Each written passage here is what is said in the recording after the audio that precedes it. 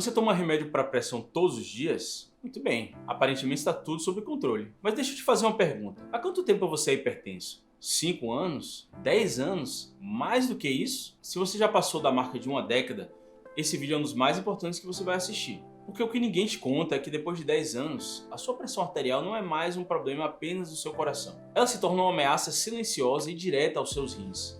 E o dano pode já ter começado mesmo que seus exames pareçam normais. Hoje vamos falar sobre o que acontece com seus rins após uma década de hipertensão e o que você precisa fazer agora para evitar a falência renal no futuro.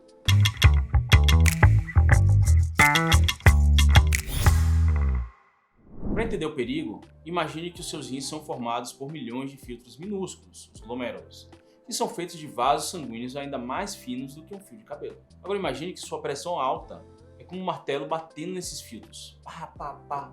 24 horas por dia, 7 dias na semana. No começo, os rins são resistentes. Eles tentam se proteger, contraindo as pequenas artérias que chegam até eles. Mas com o tempo, essa pressão constante começa a machucar. Os vasos sanguíneos ficam enrijecidos, estreitos e danificados. É um processo chamado de nefrosclerose hipertensiva. E qual o resultado disso? Você conhece o grupo de pagode Menos é Mais? É literalmente o que acontece. Menos sangue e mais problemas. Deixa eu explicar melhor. É que menos sangue chega aos filtros, eles começam a morrer um por um. E como os rins têm uma capacidade de reserva enorme, você não sente absolutamente nada enquanto isso acontece. É um ataque completamente silencioso que pode durar anos, mas o problema pode estar exatamente aí. Quando você tem rins saudáveis, eles ajudam a controlar a pressão arterial. Mas quando eles estão danificados pela hipertensão, eles perdem essa capacidade e pior. Eles começam a fazer o contrário. O rim machucado entende que não está recebendo sangue suficiente e na tentativa de se salvar, ele libera hormônios como a renina que mandam o corpo aumentar ainda mais a pressão arterial. Isso cria um ciclo vicioso terrível.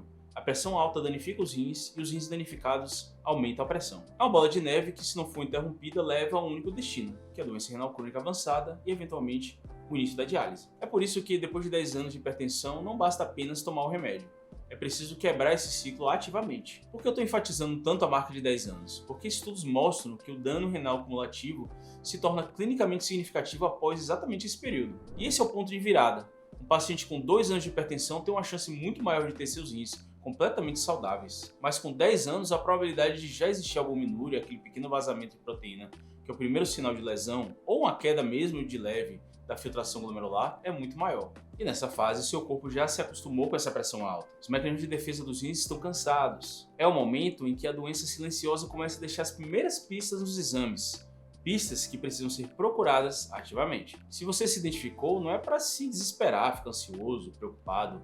O plano é o seguinte. Primeiro, a gente precisa monitorar seus rins anualmente. Isso é inegociável. Você precisa fazer a dosagem de creatinina com o cálculo da taxa de filtração glomerular e a pesquisa de albuminúria na urina. Fala inglês aqui, né?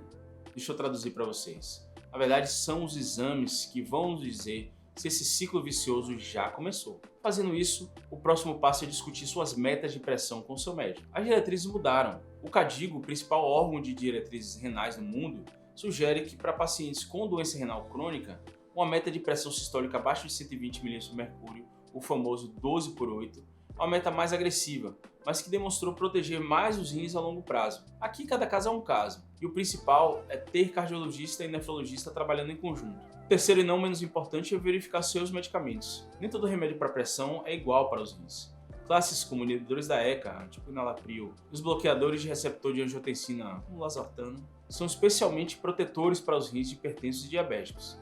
Eles são a primeira linha de defesa. Converse com seu médico para saber se você está usando a melhor opção para o seu caso. Ser hipertenso há mais de 10 anos muda o jogo. Sua preocupação não deve ser apenas evitar um infarto ou um AVC. Sua missão, junto com seu médico, é proteger ativamente seus rins. A hipertensão é a segunda maior causa de falência renal no mundo, perdendo apenas para o diabetes. Mas a grande maioria desses casos poderia ser evitado com o manejo correto. Na sua próxima consulta, não pergunte apenas se sua pressão está boa. Pergunte, doutor, como andam meus rins? Minha meta de pressão é ideal para protegê-los?